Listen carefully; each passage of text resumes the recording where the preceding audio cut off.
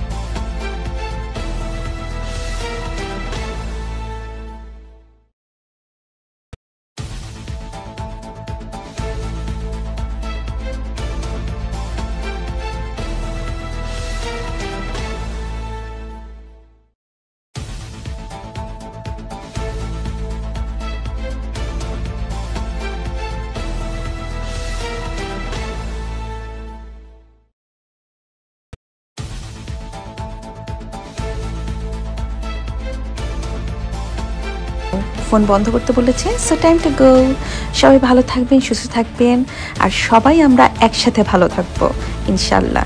দেশকে ভালোবাসবো।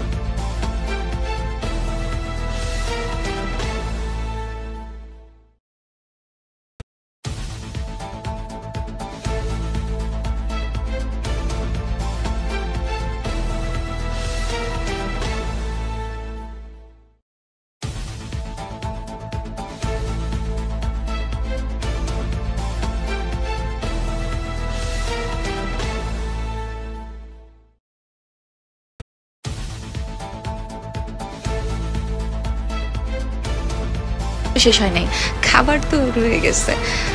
পাঁপড় ছিল, তারপরে হচ্ছে আমি যদিও ডায়েট করছি তবুও আমি রাইস দেখলে সহ্য করতে পারি না। ভাত ছিল, একটা মাটনের তরকারি ছিল, এটা দই ছিল, ডাল ছিল, এবং এটা একটা স্মোকি চিকেন ছিল। খাবারটা কিন্তু অনেক টেস্টি ছিল।